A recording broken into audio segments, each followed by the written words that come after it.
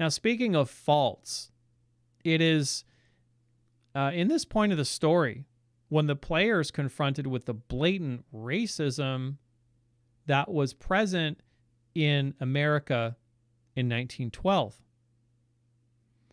Built on the ideals of religion and American exceptionalism, Zachary Comstock's Columbia was envisioned as a utopia for some, but definitely not all. Here we see an Irish man and an African American woman being openly persecuted for some sort of twisted form of entertainment. However, just like the racism that is apparent in our world today, appearances can be deceiving because there remains a much deeper and often unspoken undercurrent hiding in plain sight. There are some origins. We're gonna talk about some. We're gonna talk about some of these. Now, racism has been with us for a very long time, but there is something that we can trace some of this back to or attribute it to that is alive and well today. That kind of it uses race to further its own agenda, if that makes sense. And I'll try to explain that here now. Now, this is Francis Galton. He was a cousin of Charles Darwin, who is, of course, Charles Darwin. We all know about him. Now, Galton is known as the father of eugenics. And eugenos in Greek means of good birth.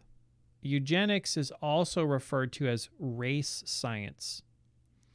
Galton considered a brilliant polymath. He developed a lot of things. Actually, he was actually quite brilliant in I think he develops a lot of things with meteorology and weather, and he actually was all over the place. But he believed the only way forward for the human race was by selective breeding. This is something that he believed. And eugenics has led to organizations such as Planned Parenthood in the United States. This idea of selective breeding in humans, of course, flies in the face of personal sovereignty and freedom and is generally not well received today. I don't think it would have been well received during Galton's time, except to say for those who it was a different time, but I think it would have probably been well received as those who felt as if they were they were bearing the burden of guiding civilization by their by their hand, right? Like they felt like they were maybe aligned with the monarchy in some way. That would have been a common approach, or in some way they felt as if they were responsible for guiding civilization, and they felt like they could make decisions for thousands or millions of people. This attitude is actually alive and well today, and I'll go into that a little bit. So, I would say this sentiment of believing, I used to think that believing that,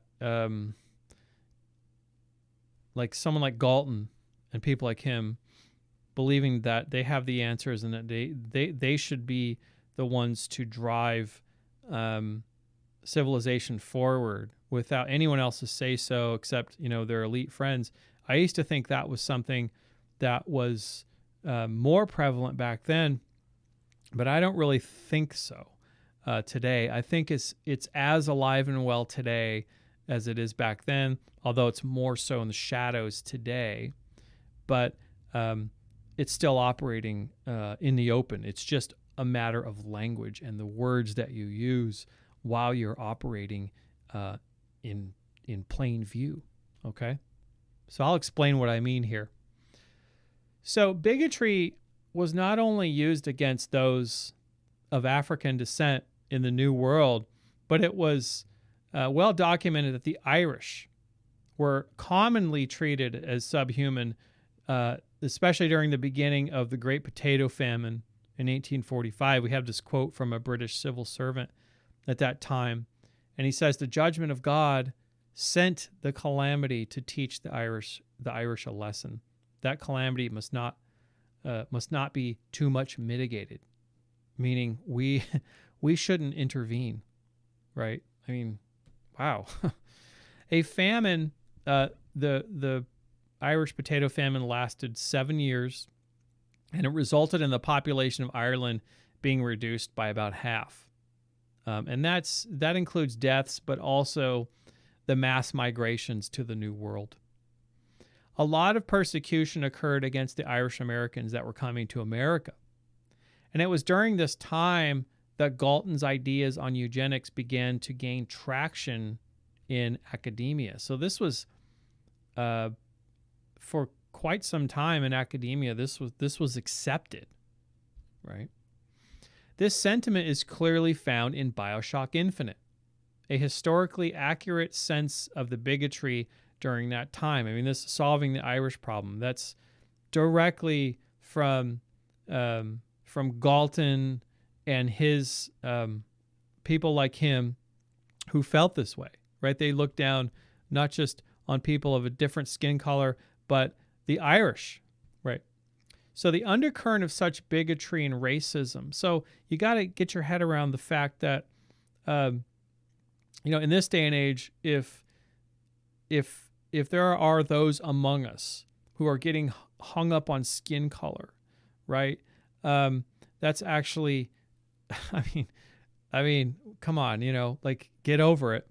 But there's something else happening behind the scenes here. So if we see, now if someone looks different than us, right? Most of us, in this day and age, it doesn't matter, right?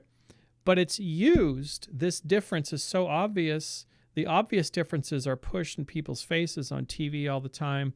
And it's used as a fulcrum to divide and conquer, right? So there's so many people that maybe they're not of the same race, but they have so many other commonalities.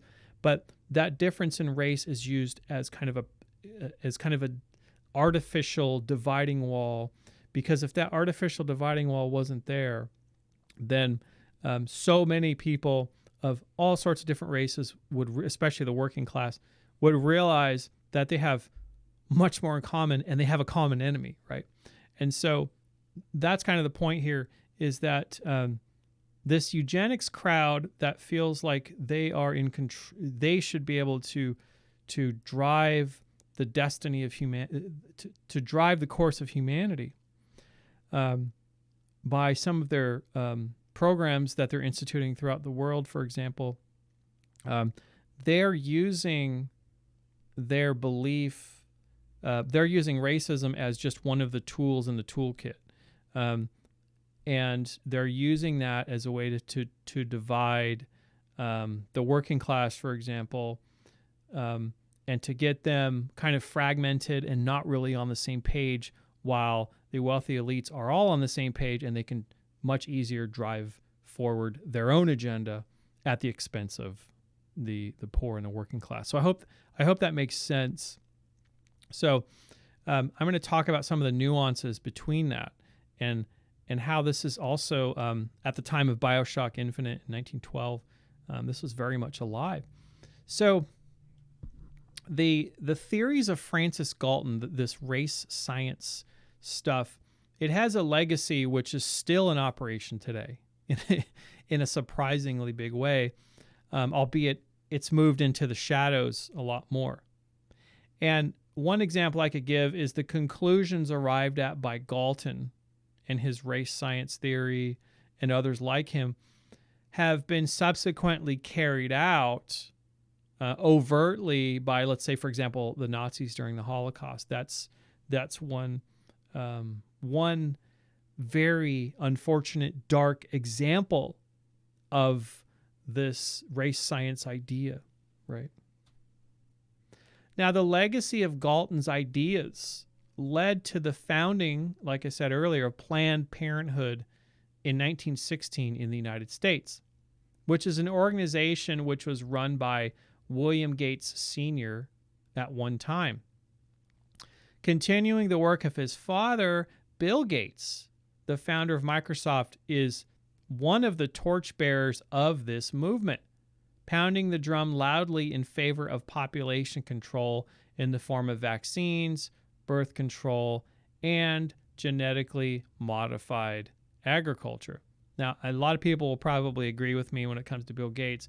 He talks a lot about population control and saving lives, but he's not quite being upfront about everything. There's just something going on with this guy that is very it's duplicitous. Let's just say that.